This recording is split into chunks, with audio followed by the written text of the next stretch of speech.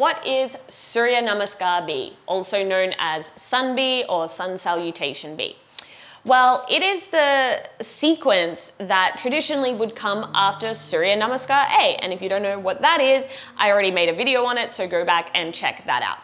So if you were doing Ashtanga yoga or like a really traditional vinyasa class, you would generally start practice with about 5 rounds of Surya A, followed by 5 rounds of Surya B.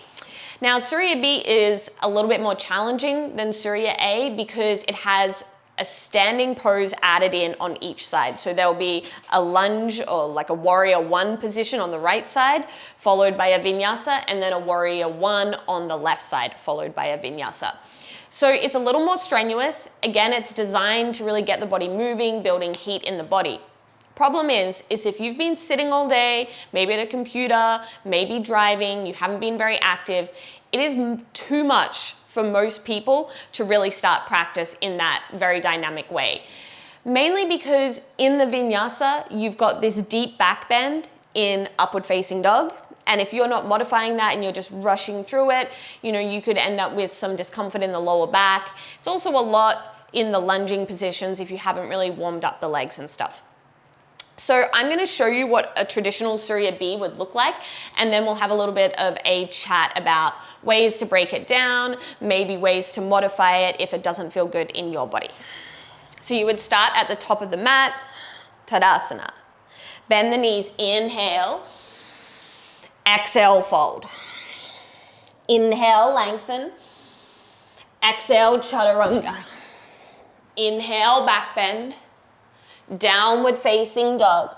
Warrior 1, step the right foot up. Inhale. Exhale, hands down. Chaturanga. Inhale, back bend. Downward facing dog. Left foot steps up. Inhale, warrior 1. Exhale, hands down. Chaturanga. Inhale, back bend. Downward facing dog. You do about 3 to 5 rounds of breath here. Bend the knees, inhale, look forwards, jump forwards. Inhale, lengthen. Exhale, fold. Chair pose. Rise to stand and release your arms. So that's one full cycle of Surya Namaskar B.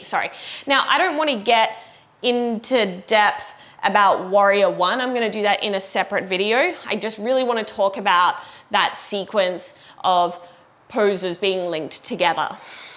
So you can tell I'm a little out of breath. You can tell that if you did 5 rounds of that, it's kind of almost like a nice cardio round to put into a vinyasa class.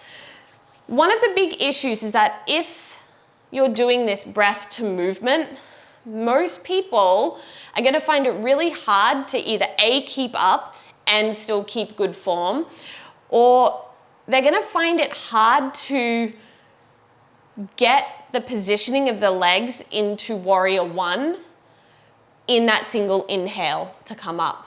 And then they're going to find it challenging in a single exhale to bring the hands down, step the foot back, lower chaturanga. That's all in one exhale, and it is quite a lot.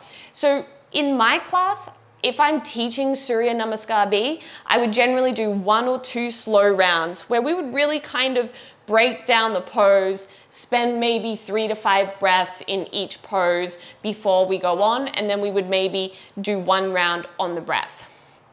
One of my favorite ways to modify Surya Namaskar B, and to be honest, even if you can do this whole sequence without blocks, it can feel really nice to try it with blocks. So you would set them up at the top of the mat.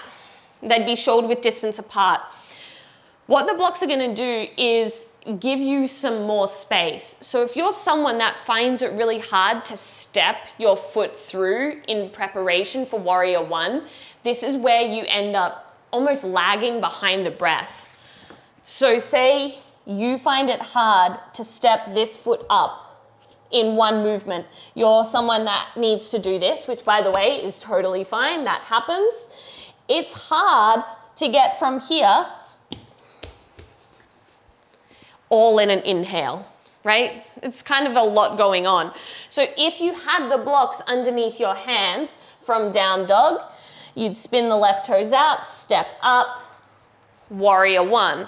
And it might just give you a little bit of a better way to pace or match your movement with breath. And the whole Surya B can be done with your hands on your blocks. I'm going to show you how. So about shoulder width distance apart.